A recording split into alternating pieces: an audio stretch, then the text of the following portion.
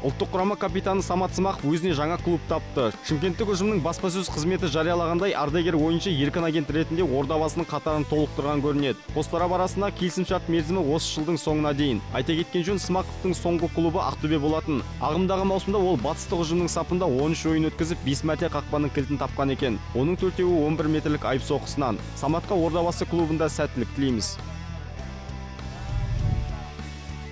Чемпиондар лигасы 3-ші раундының қорытындысы бойынша елордалық Астана турнирдегі ең дөрекі ойын көрсеткен командалардың қатарында. Қазақстан чемпиондары болсында өзгелері қарағанда бірнеше рет ойын тәртібін бұзған екен. Нақтырақ айтсақ 15 мәрте. Оның үстіне 2 қызыл қағаз тіркелген. Бірі Игорь Шитовта болса, екіншісі Дмитрий Шамконың қос сары қағазынан соң. Бұл көрсеткіш бойынша астаналықтар тек Санта-Коломаға ғана жол беріп отыр. Одан бөлек Станимир Столев шәкірттері ойын ережесін жиі бұзатын командалардың ондығында. 52 мәрте шағын фолдармен көзге түскен. Ал ойыншылардың жеке көрсеткішіне тоқталсақ, Патрик Твумаси іріктеу раундындағы ең белсенді ойыншылардың үштігін түйіндеп тұр. Оның еншісінде 2 нәтижелі пас, қақпаға бағытталған 9 соққы және 3 мәрте қиыс ұшқан доп.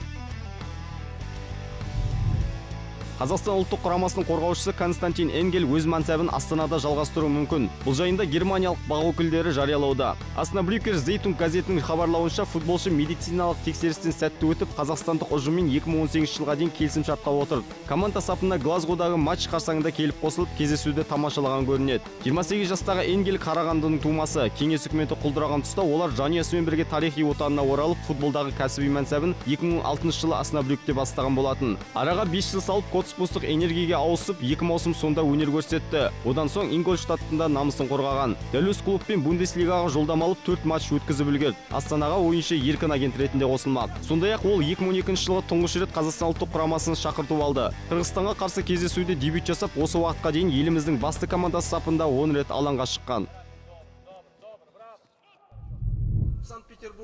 Қазақстан футбол федерациясының президенті Ерлан Қожағапанов кеше өткен жалпы халықтық футбол форумында балалары мен жасөспірімдер футболын дамыту үшін әлеуметтік желі арқылы флешмоб ұйымдастырды. Президент өзінің Instagram әлеуметтік желісі арқылы мынадай бейнеролик салған болатын. Мен Ерлан Қожағапанов жалпы ұлттық футбол форумының үндеуін қолдаймын. Өйткені біз балалар жасөспірімдердің футболын дамытпасақ, футбол инфрақұрылымының санын көбейтпесек, ұлттық құрамамызда ешқандай нәтижелерде, жетістіктерде болмайды. Қолына доп ұстаған Қожағапанов Астана әкімі Әсет Исекешев, футболшы Самат Смақовқа және Оңтүстік футбол академиясына пас шығарды. Форумда Қазақстан футболының 2016-2026 жылдарға арналған даму стратегиясы мен балалар және жасөспірімдер футболын жетілдіру жолдары талқыланды.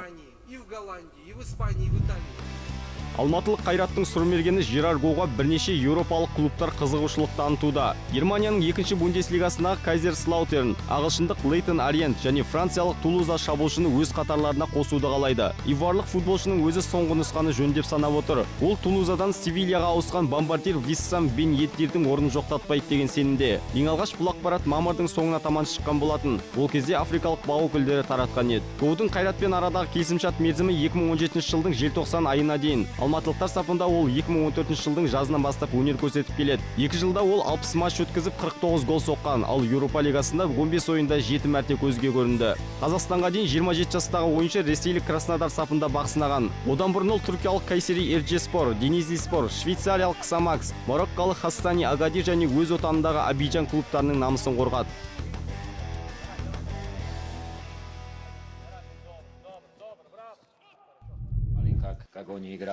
Қарағандылық Шахтердің баспапкері словакиялық Йозеф Букушич орнын босатты. Бұл жайында кеншілердің баспасөз қызметі жариялады. Тамыздың 2-ші жұлдызында уақытша директордың қызметін атқарып жүрген Асқар Әбділдаев команданың жаттығуынан соң киім ауыстыратын бөлмеге кіріп, жаттықтырушымен 2 жақты келісім арқылы қош айтысқан екен. 51 жастағы маман Шахтерді осы жылдың қаңтарынан бастап баптаған болатын. Бірінші кезеңнің қорытындысы бойынша Шахтер әзірше 11-ші орында.